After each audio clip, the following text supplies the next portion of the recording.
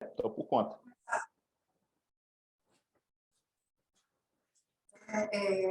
Hoje nós vamos fazer a nossa reunião de NEF. Tenho o grande prazer de receber o doutor José Rezende Barros Neto. O doutor Rodrigo vai fazer a apresentação oficial do doutor José Neto e nós vamos depois abrir no final para as perguntas e discussão, né? E depois fiquem à vontade para fazer, mesmo o pessoal que está assistindo aí online, também se quiserem fazer pelo chat aqui, depois a gente passa. O doutor Rodrigo vai fazer a apresentação. Novamente, então, obrigado, Neto. Bom dia a todos. Então, é um prazer receber o Dr. José Rezende Barros Neto, ele é diretor de ensino e pesquisa do Grupo Nefroclínicas e está envolvido com a parte assistencial e com a parte de ensino e pesquisa e da Sociedade Brasileira de Nefrologia. Então, é importante também lembrar, o Neto é o atual diretor do Departamento de Nefrologia Clínica, mostrando que não é porque você não está na academia, isso é importante para os residentes verem isso, não é porque você não está vinculado a uma universidade, porque você não possa produzir, que você não possa participar ativamente da sociedade, que você não possa ter uma atividade de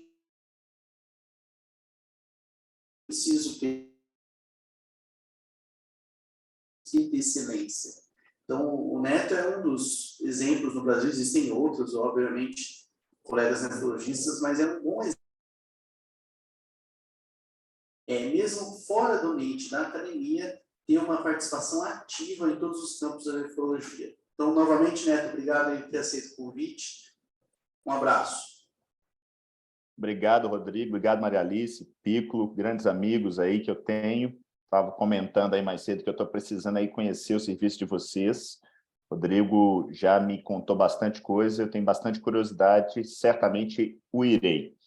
E a ideia aqui, sintam-se à vontade para me interromper, se for o caso. Eu gosto muito desse tema, gosto muito de nefrologia clínica e, como bem disse o Rodrigo, há algum tempo eu já milito em várias áreas, né? Eu faço assistência tanto intra-hospitalar, agora um pouquinho menos, mas coordeno um grande hospital aqui em Belo Horizonte, que é o Instituto Horizonte.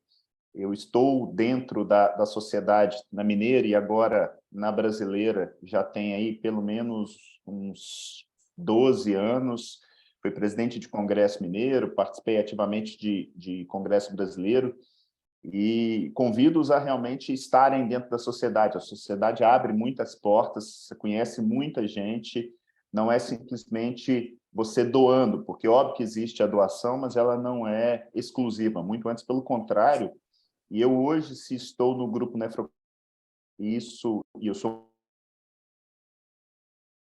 eu conheci meus outros dois sócios ali dentro, o Daniel e o Fernando, e isso cresceu, e eu vou, inclusive, no final, mostrar um pouquinho do que a gente tem feito aqui em BH. Quando eu conversei com a Maria Alice, a gente tinha a ideia de falar de obesidade, eu tomei a liberdade de falar de um termo, que é um neologismo, não sei se todos aqui o conhecem, mas eu, como bom leitor e mineiro de Guimarães Rosa,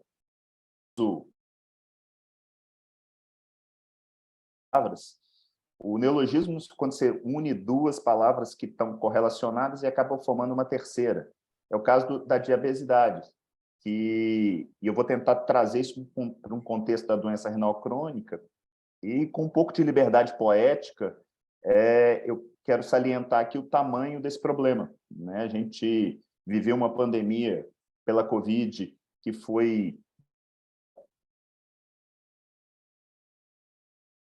talvez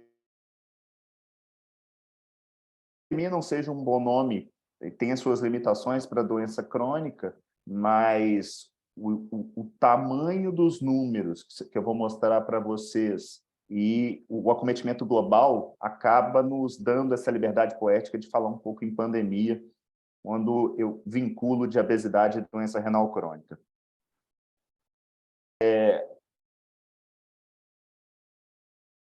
Num primeiro momento, eu acreditava que eu não tinha nenhum conflito de interesse direto, mas eu resolvi fazer um recordatório, voltando no tempo. Isso sou eu há quase 10 anos atrás. Meu menino ontem, esse aí, o Matheus, fez 11 anos, aí ele devia ter um ano e pouquinho. E nesse momento aqui eu tinha obesidade. Apesar de não parecer, eu não estava super obeso, mas eu tinha um sobrepeso e tinha um diabetes tipo 2 instalado. Nunca foi um diabetes grave, mas eu cheguei a usar metformina em dose alta, dose máxima, inclusive. E, felizmente, algumas coisas aconteceram ao longo da minha vida. Eu aprendi muito a respeito do que tange essas duas doenças. Então, existe algum conflito de interesse, talvez cognitivo, né? E esses vieses cognitivos, eles, por mais que eu goste e trabalhe em cima de medicina baseada em evidência, é algo que eu faço no meu dia a dia, né? Apesar de não ser um grande produtor de pesquisas, eu sou um grande consumidor. Para você consumir, você precisa saber como separar o joio do trigo. Eu vou tentar aqui tirar esses vieses cognitivos e sempre que eu colocar algo que é minha opinião, eu vou tentar deixar isso bem claro.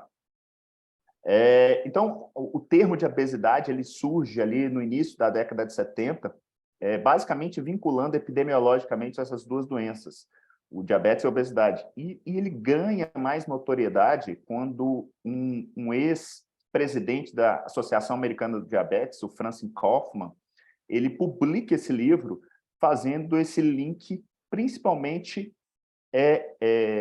epidemiológico, mas falando em termos de epidemia, né? Como que isso vinha crescendo no mundo como todo. Só que a coisa vai muito além dos números, mas só eles já assustam bastante. Então, se a gente fizer uma digressão aqui, a gente fala hoje em algo perto de 8 bilhões de pessoas no mundo. Dados de 2013 falam em algo próximo de 400 milhões de diabéticos, sendo que a previsão para 15 anos depois é isso aumentar cerca de 50%, ir para perto de 600 milhões de pessoas. Se para o diabetes esses números já são muito grandes, para a obesidade a coisa ainda é pior. A gente está falando de algo próximo de 2 bilhões de pessoas com sobrepeso em 2016 e algo em torno de 650 milhões de obesos. Eu trouxe aqui em perspectiva as barrinhas em verde, são pessoas que têm algum sobrepeso e aí juntam-se sobrepesos mais obesidade. Em amarelo são as pessoas com sobrepeso, ou seja, IMC entre 25 e 30.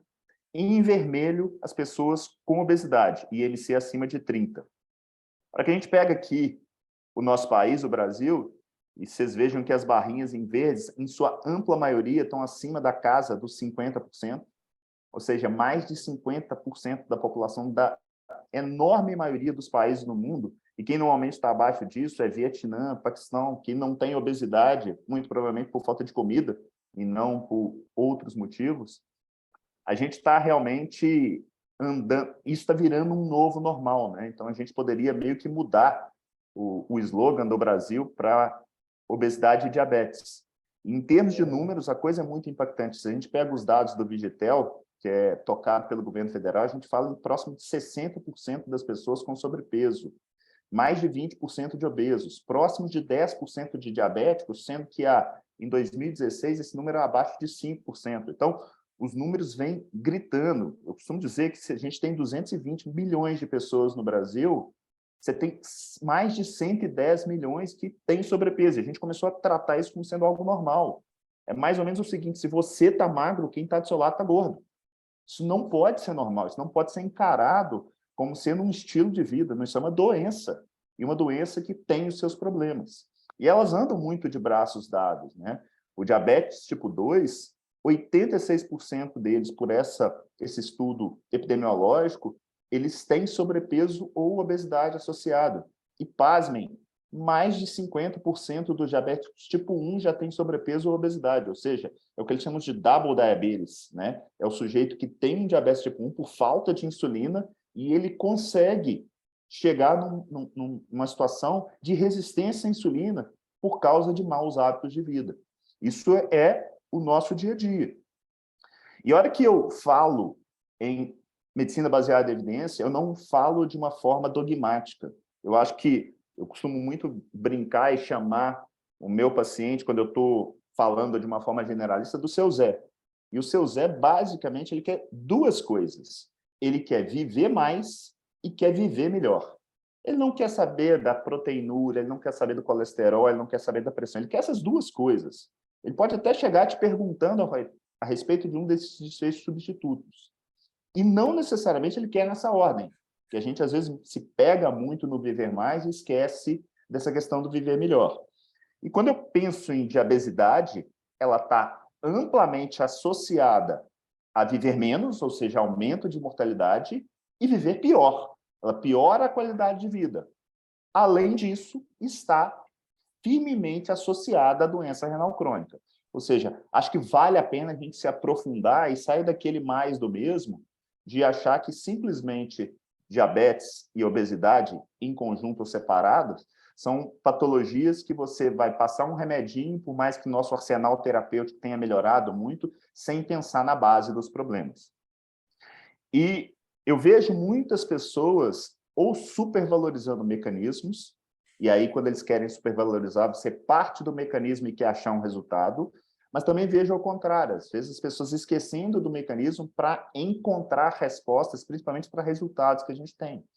E existe uma série de teorias para tentar vincular obesidade, diabetes e toda essa síndrome metabólica, passando por inflamação crônica, a teoria do lipid overflow, essa desregulação de adipoquinas, teorias insulinogênicas, e todas têm coisas que são extremamente úteis para o nosso conhecimento, mas, em última análise, não tem uma verdade absoluta. E o que eu consigo enxergar muito é, se eu tenho, por exemplo, uma obesidade, eu vejo no canto aqui da tela algumas situações que são bastante frequentes em vários tipos de agressão renal.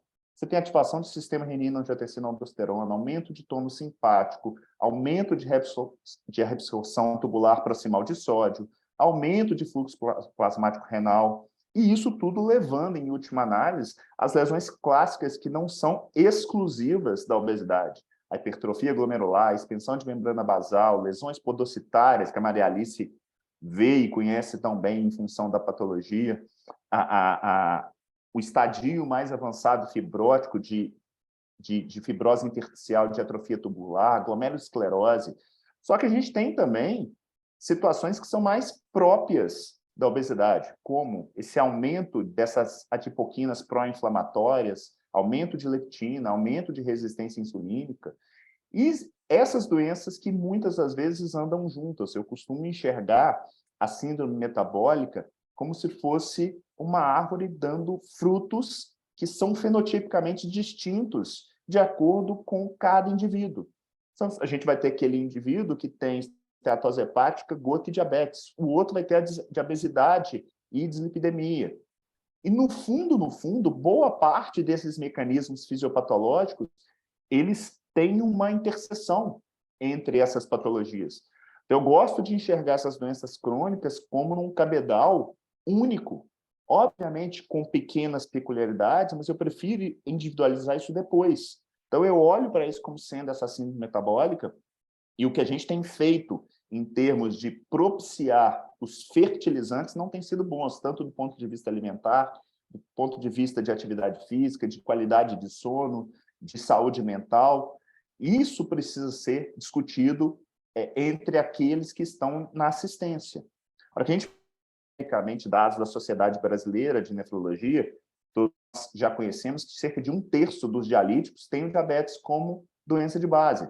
Só que esses outros 70% aqui, vários deles também são obesos, e a gente sabe que os diabéticos, boa parte deles já são obesos, mas os hipertensos, os glomerulopatas, os policísticos, vários deles têm as comorbidades de obesidade e diabetes caminhando junto. Então, que o link existe, ele é óbvio,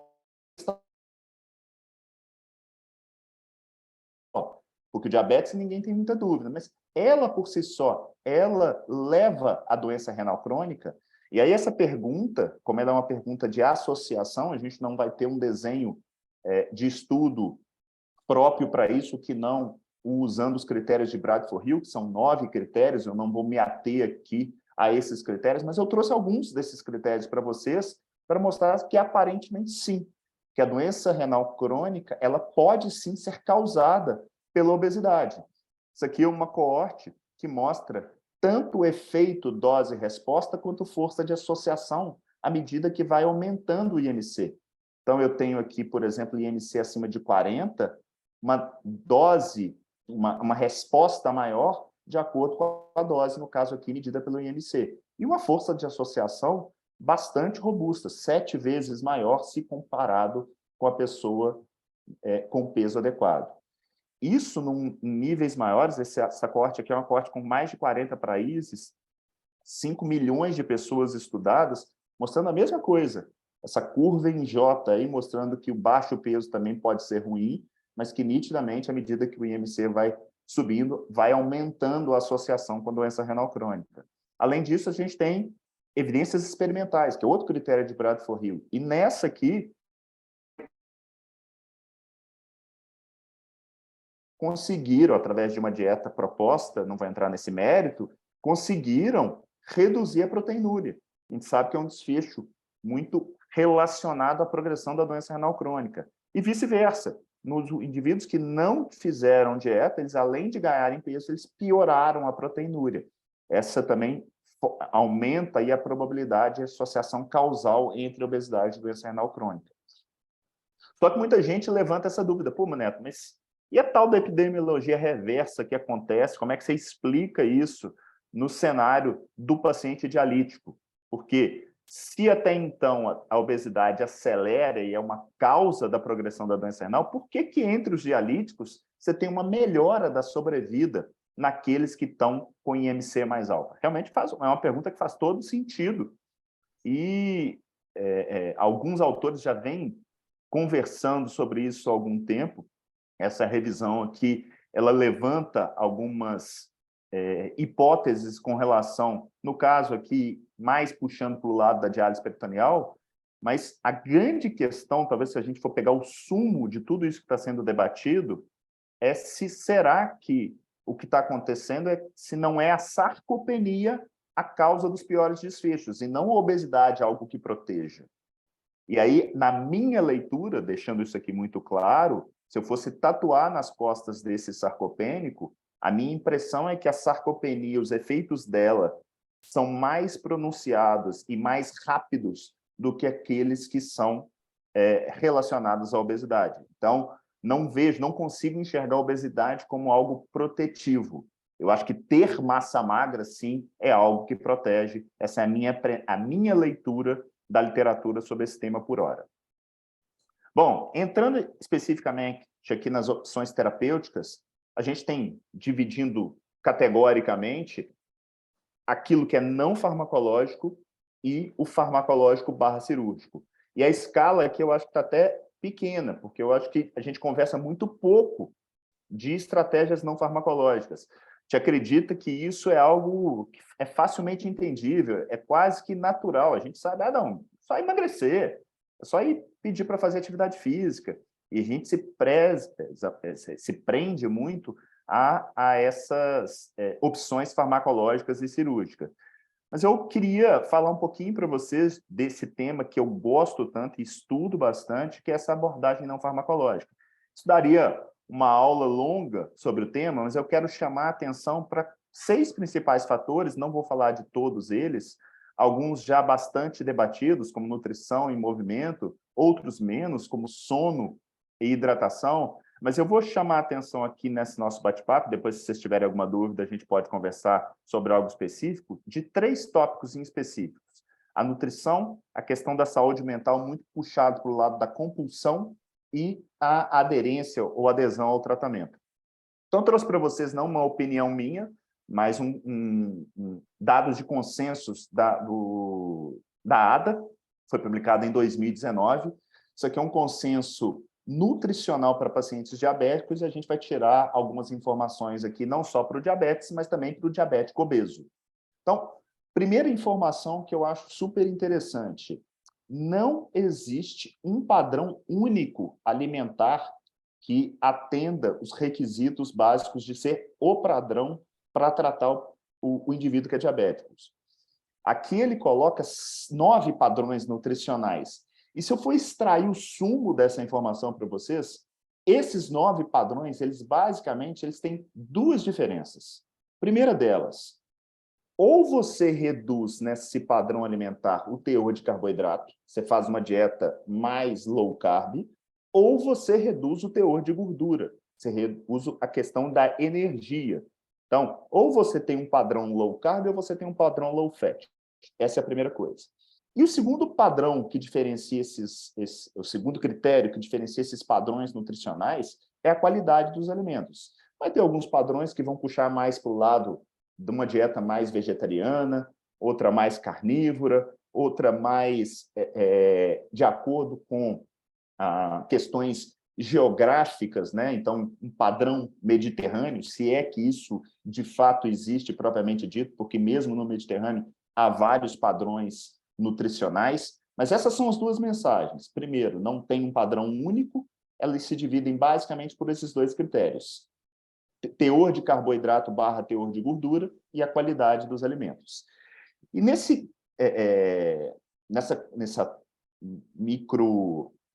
tópicos colocados dentro do consenso, ele coloca o seguinte: primeiro, os padrões eles são variados e eles podem ser moduláveis de acordo com, inclusive, com critérios geográficos, culturais e tantas outras coisas.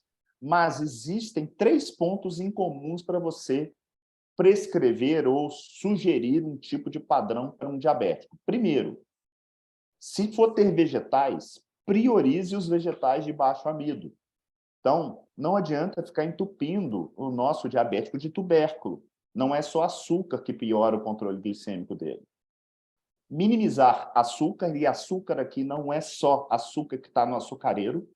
As pessoas acham que tomar um suco de uva ou um suco de laranja por laranjas cultivadas por virgens do Himalaia, que isso não sobe glicose. Não, suco é uma bomba de carboidrato, e isso piora o controle glicêmico. E evitar grãos, principalmente os grãos refinados. Isso é um consenso. E todos, de uma certa maneira, falam em valorizar aquilo que eu costumo chamar de comida de verdade, que é basicamente aquilo que a gente encontra na natureza, no sacolão, na feira, no açougue e na peixaria, ao invés de ficar buscando padaria e supermercado.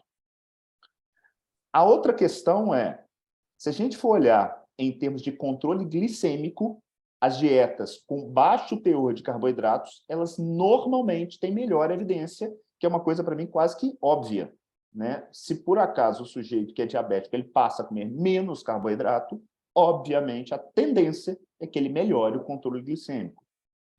E ele fecha nessa diretriz, colocando que as dietas onde há uma restrição mais severa de carboidrato, elas são muito boas para melhorar o atingimento das metas glicêmicas e para reduzir medicações. Pô, Neto, mas e a aderência? A aderência é ruim. A aderência é ruim em tudo quanto é tipo de mudança de hábito de vida. E aí isso é um desafio posto para nós todos, comunidade científica e todo mundo que está atendendo, em última análise, essa pandemia de diabesidade. Essa diretriz ela é bem legal porque ela vai tentando responder algumas perguntas. Então, eu tirei aqui alguns insights. Por exemplo, qual que é a melhor estratégia para a perda de peso em indivíduos com diabetes? A primeira dela é que você precisa ter aderência. Então, não é pensar primeiro em qual padrão. Pelo contrário, a estratégia específica ela não é clara. Então, a primeira coisa, escuta o seu Zé e vê o que ele está disposto a fazer. Nutricionista, um médico ou qualquer profissional da saúde, se a pessoa não está disposta a fazer isso. Isso serve também para a nossa prescrição de remédio, né? Eu costumo dizer que tem 3 prescrições: aquela que a gente faz, aquela que o paciente fala que ele faz e aquela que ele de fato faz. E isso muda completamente os desfechos no fim do dia. A segunda pergunta que ele coloca é se terapia nutricional, pasmem, os dados científicos mostram que ela, quando bem feita, quando há aderência, ela pode ser melhor do que remédio, a ponto de, em 3 a 6 meses, você conseguir algo em torno de menos 2 pontos na glicemoglobina. Se eu pegar dados das principais medicações que a gente acaba usando para tratamento de diabetes, vocês vejam que, tirando a semaglutida, que está acima de 1,4, mas bem pior do que uma dieta bem prescrita e otimizada. Volto a dizer, a questão da adesão é um problema que precisa ser resolvido e que está no nosso colo. não dá para a gente ficar terceirizando, né? Ah, não, a culpa é do paciente. Não, a gente não basta simplesmente prescrever. A gente tem que trabalhar, ter a cultura de trabalhar com resultado. Outra pergunta, poxa, entre os conta de gerar remissão? Sim, e o padrão de baixo carboidrato, ele tende a ter melhores resultados que o baixa gordura. A remissão em um ano é próxima de 15% e de 5% em 6 anos, perdão. Por quê? Porque as pessoas realmente param de fazer e no padrão low fat se tem níveis menores aí em termos de remissão do diabetes. E aí muita gente fala, ah, não, mas isso é impossível de fazer, você está propondo é fazer churrasco de alface, porque no final das contas ainda vai ter que restringir proteína e tal. E eu trouxe para vocês aqui uma edição já um pouco mais antiga do KDIGO, mas ele me chama a atenção e eu gosto de mostrar isso aqui porque é bem interessante, porque está muito próximo, olha, consumo de proteína e controle glicêmico. Percebam que a sugestão aqui, que é de 0,8 gramas quilo-dias em adultos, seja ele com diabetes ou sem diabetes, você tem um nível de recomendação e um grau de evidência bem distinto se eu for comparar com o controle glicêmico, em termos de melhora de desfecho clínico, né? Que é complicação microvascular. Detalhe, aqui em lugar nenhum fala que tem que ser com remédio. A gente pode fazer isso sim com mudanças de hábitos de vida, relacionados não só à alimentação, mas também e tendo ela como protagonista. Bom, apesar do tempo, a recomendação mantendo aí o 0,8 proteína quilo-dia, e eu particularmente, aí é uma leitura pessoal da literatura, eu acho que esse número aqui tem algum problema. E qual que é o primeiro dele? Primeiro, a gente tem que saber com qual taxa de filtração glomerular a gente está falando. Eu acho que a gente tem que ter um pouco mais de cuidado em fases mais avançadas da doença renal crônica. Então, não necessariamente porque a proteína é lesiva, mas a minha leitura é que ela pode não ser um problema para aquele rim que já está doente. É você colocar um cardiopata para correr. O problema não é a corrida, é o coração que está muito ruim. E esse corte, onde eu vejo na prática clínica a coisa acontecer, você ter que ter mais cuidado, está na casa ali de 30 ml por minuto. E a segunda questão é essa premissa quase que sectarista de que acima de 0,8 é doloso. A gente não tem muitos trials que tentaram doses maiores de proteína. E eu não estou falando para fazer dieta de 1,5, 1,8 ou 2, não. Estou falando de comparar 0,8 com 1, 0,8 com 1,2. Porque para quem entende um pouquinho de nutrição, fazer uma dieta hipoproteica, ela é limitante. Ela dificulta a aderência, que a gente já sabe que não é bom. E aí, a hora que a pessoa não come proteína, por vezes ela vai comer carboidrato, que acaba sendo complicado para esse indivíduo que é diabético e, na maioria das vezes, obeso também. Então, essas são as minhas duas pilares que questionam esse 0,8, e isso não é não entendam isso como sendo uma ode a use proteína a dar com rodo, porque a gente não tem ainda qual que seria esse número seguro. Só que não sou só eu. A literatura tem cada vez mais debatido isso, muito até, inclusive, daquela questão da sarcopenia. Então, saiu esse editorial ano passado, que eu sugiro, inclusive, se quiserem, depois eu mando para vocês. E eu não descobri quem que é esse F. Parsons, mas ele coloca algo que eu achei muito interessante, que a dieta, na opinião dele, baixa em proteína, ela é capaz, sim, de murchar o paciente do tamanho dos rins dele. Não no caso do diabetes, né? Porque acaba esses rins não murchando. Mas, no final do dia, olha o que a gente tem em termos de diretriz. A gente tem várias sociedades falando ali algo como bizarro, 0,3 a 0,5, até a Associação Britânica chegando ali em 1 grama quilo-dia. E a hora que a gente vai olhar a fundo de onde é extraído essa evidência, aqui estão os 5 principais trials que testaram, de alguma maneira, dentro de um paradigma de estudos randomizados, dietas de baixa proteína em desfechos clínicos renais, e todos eles são negativos. Nenhum deles conseguiu mostrar benefício de fato, o que não significa que não exista. Mas a gente tem que trabalhar com o benefício da dúvida e, eventualmente, estar um pouquinho flexível para essas metas. Porque senão a gente corre o risco de cair em silogismos aristotélicos. Para quem não conhece isso, isso é uma forma de pensar baseada em pura lógica. Então, a gente faz muito isso, né? Por exemplo, hiperfiltração glomerular é lesiva à função renal. Você tem uma primeira assertiva. A segunda, dieta hiperproteica causa hiperfiltração glomerular. Lógico, dieta hiperproteica é lesiva à função renal. Essa é a lógica na nossa cabeça. Só que olha para vocês verem. Reduzir proteinúria reduz progressão de doença renal crônica. Anti-inflamatório não esteroidal reduz proteinúria. ANE reduz a progressão da doença renal crônica. Por que em uma é óbvio para a gente que não está certa essa assertiva e no outro a gente considera que está certo? Simplesmente porque nos foi ensinado assim. E ciência é o tempo inteiro a gente se dá o benefício da dúvida. Tem que ter muito aflorado essa questão, para, em última análise, chegar à questão que é repetida por quem gosta de ciência, que ter uma associação não garante que haja causa, ou seja, o bombeiro estar no incêndio não significa que foi ele que causou o incêndio. Então, eu acho que a gente precisa estar conversando, sim, sobre essa dose de proteína no renal crônico. Depois a gente pode falar o que eu tenho feito aqui junto com o time da Nefroclínicas e com muitos bons resultados.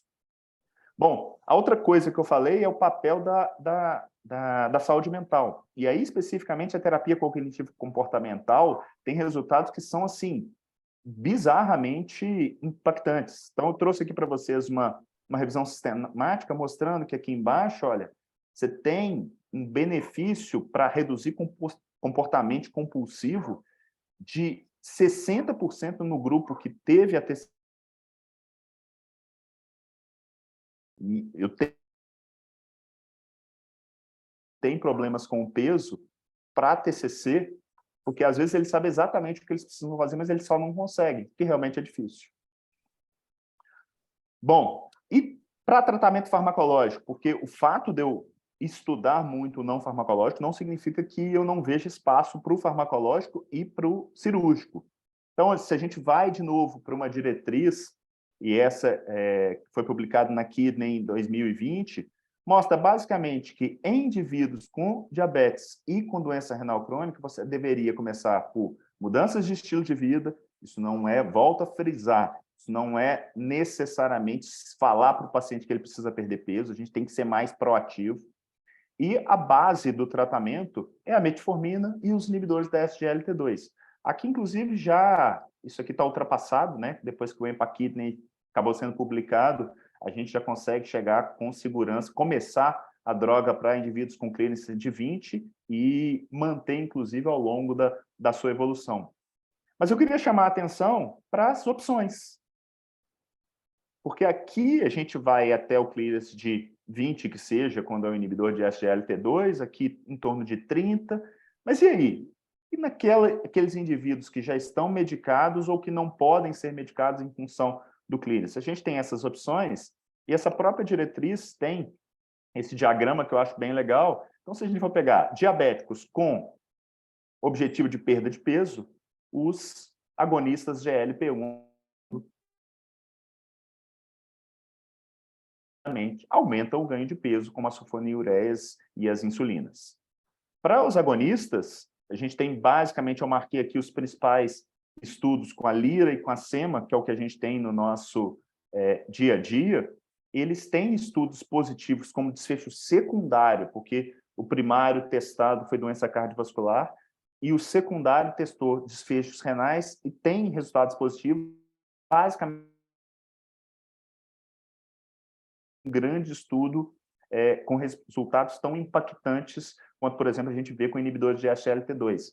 E talvez o que se questione aqui seja a questão do tempo, precisar de um tempo maior para esse efeito, né, para essa curva abrir. Na prática clínica, a gente tem essas possibilidades aí, mas o que normalmente quem usa está usando basicamente a Lira e a SEMA, né? Existe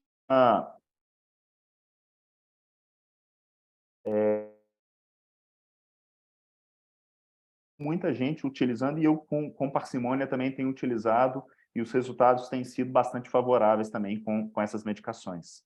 E essa resposta provavelmente vai vir para a gente com o estudo FLOW, que está em andamento, testando justamente essa população, né, de diabéticos e renais crônicos em relação ao uso da semaglutida.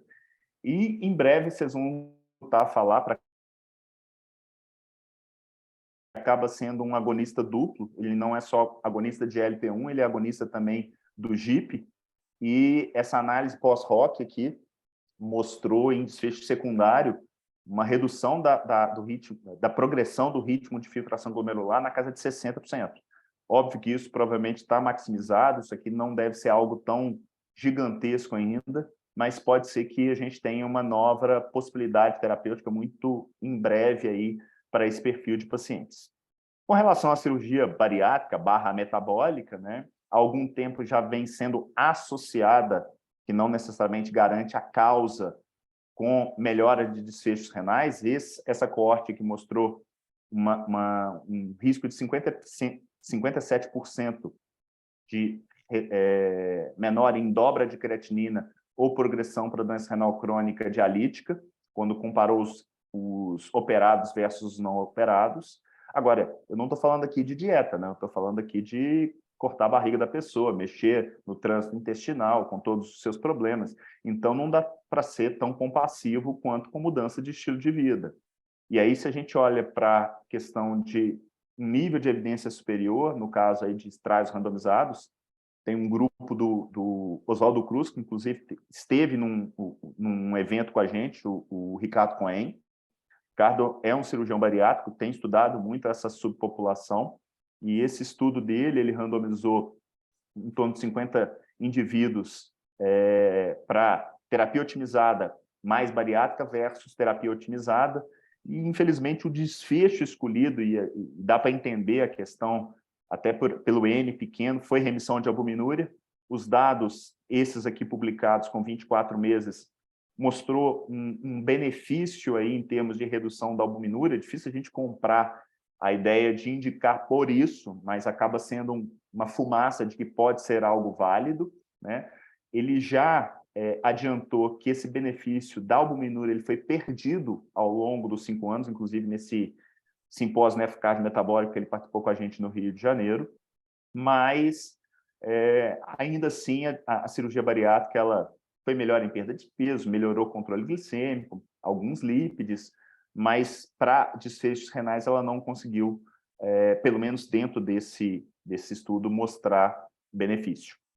E, assim, como eu disse, né, não é, por mais que na discussão coloque que a taxa de eventos adversos significativos, né, severos não foram importantes, não é só disso que a gente vive, né? Você tem DAMP, você tem deficiência vitamínica, você tem síncope, que acabaram sendo mais frequentes nos indivíduos que foram operados.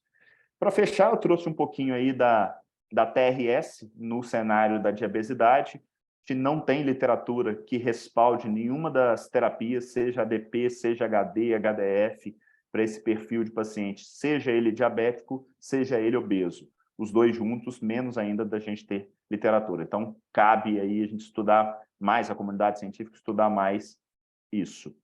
E o transplante, durante muito tempo, eu fui um transplantador ativo, hoje não mais, mas ainda vejo uma barreira, que às vezes ela é numérica, né? Coloca-se um número de IMC e a partir dali não se faz, antes disso se faz. E a comunidade científica, eu acho que tem evoluído no sentido de não se prender necessariamente a um número mágico, né? Isso é muito perigoso. O que a gente começa a perceber nos grupos que têm transplantado que na hora que você faz uma comparação aí com um par que não foi, que aparentemente o benefício é maior, com todos os poréns aí das cirurgias num grande obeso. O tema é complexo, ele é multifatorial, mas eu queria deixar essa mensagem, que não é simplesmente sobre falar sobre o peso, falar sobre a glicose, a gente precisa falar em resultado.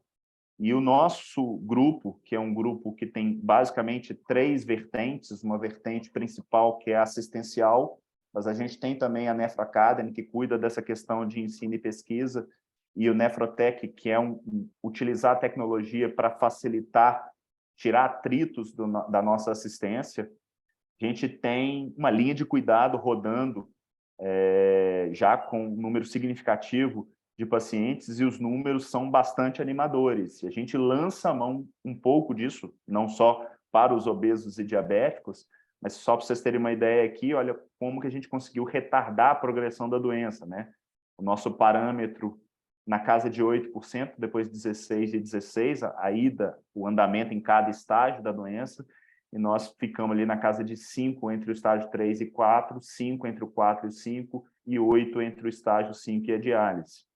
Nossa carteira é bem focada em peritoneal, hoje a gente tem algo na casa de 73%, 74%, esses números aqui são do fim do ano passado, e para quem não conhece, o declinador rápido é aquele que perde mais de 6 ml por minuto de taxa de filtração glomerular ao longo do ano. Nossa marca é em 25%, e a gente tem conseguido manter a progressão aquém disso aí.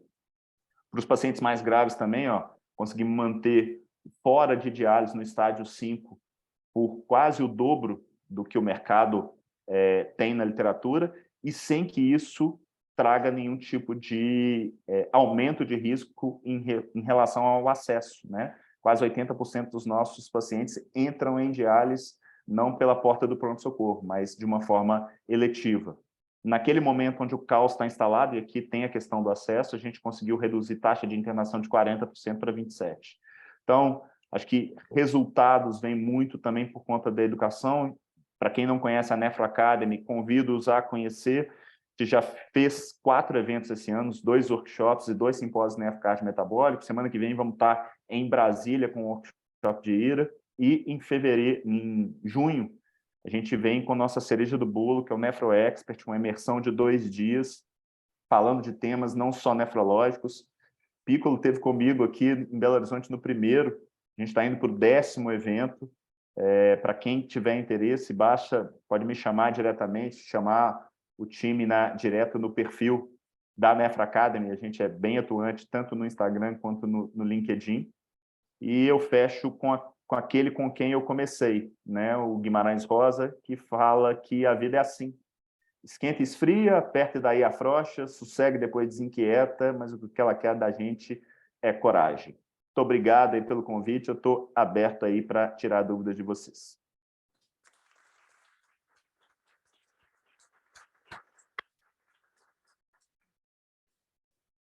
Zé Neto, muito obrigada. Eu acho que dispensa comentários, uma aula excelente, né, que a gente tem que ouvir muito. E, assim, é um comentário, não sei você aí, mas nós deveríamos estar sempre trabalhando nos nossos ambulatórios, nossos consultórios, o nefro, mais uma psicóloga e um nutricionista, né? Porque muitas vezes nós não conseguimos, no tempo de uma consulta, falar tudo que a gente gostaria. Não sei como é que vocês trabalham aí. A gente tem essa linha de cuidado, Malharis, com exatamente isso que você falou. Um enfermeiro, nutricionista, psicólogo, e tem um assistente social que entra sob demanda. E aqui tem uma série de discussões, né? Eu já tinha trabalhado em cenários com esses profissionais, mas que a coisa não funcionava.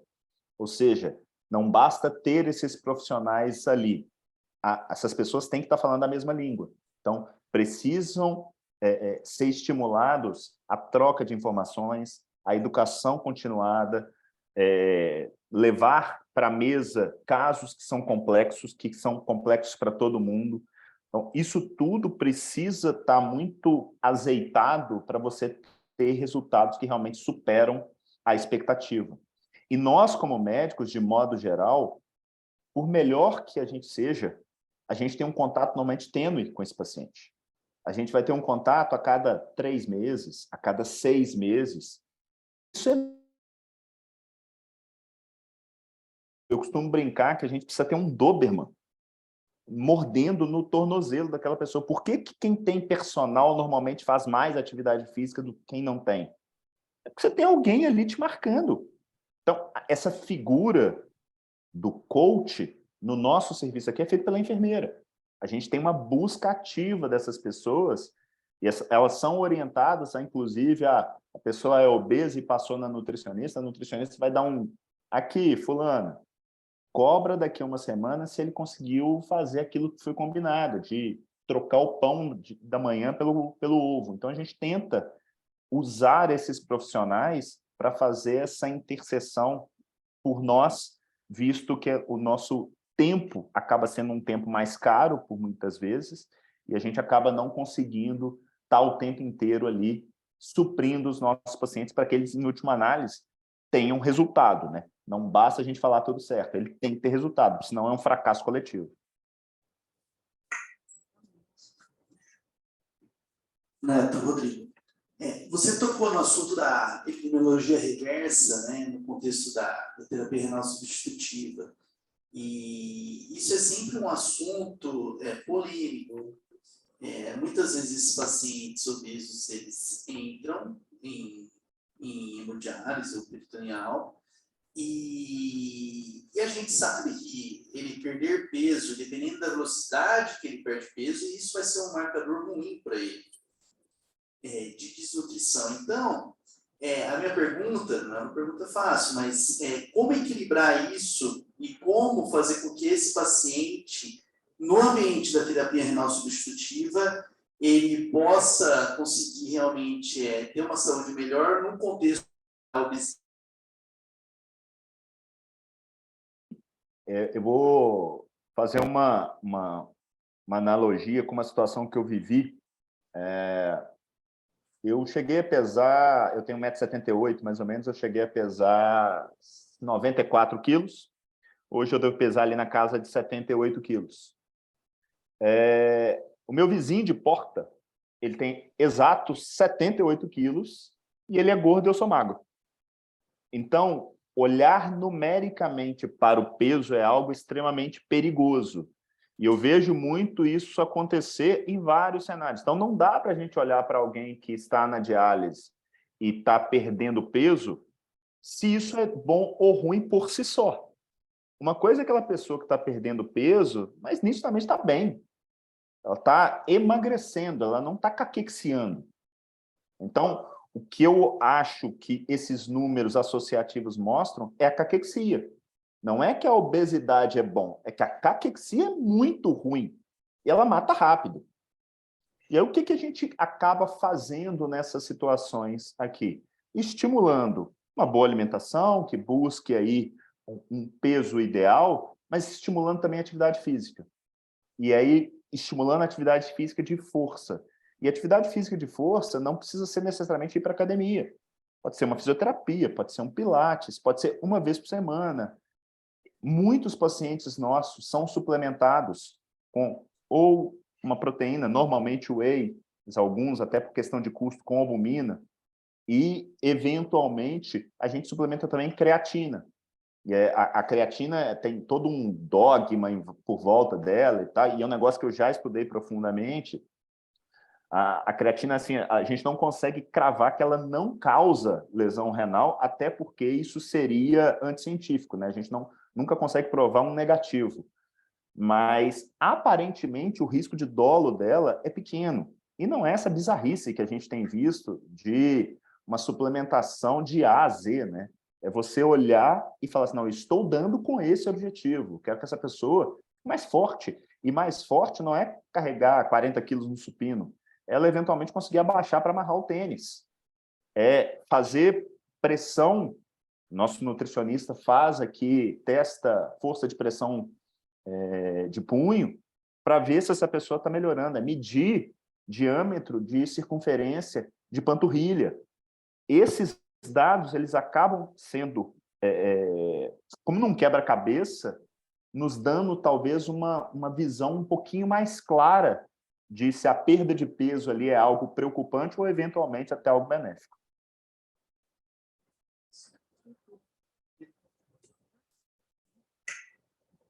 Vocês têm?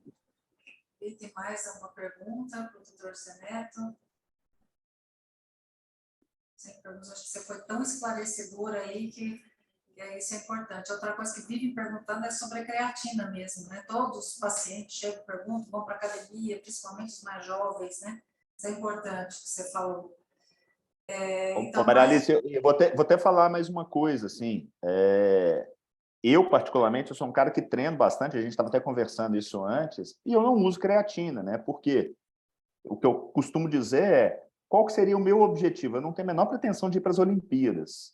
Eu não estou precisando disso. Não vai fazer muita diferença para mim carregar 30, 40 ou 50 quilos num determinado exercício. O que eu quero ali é ter saúde. Para que eu vou arriscar tomar um negócio, mesmo que o risco de dolo seja aparentemente baixo?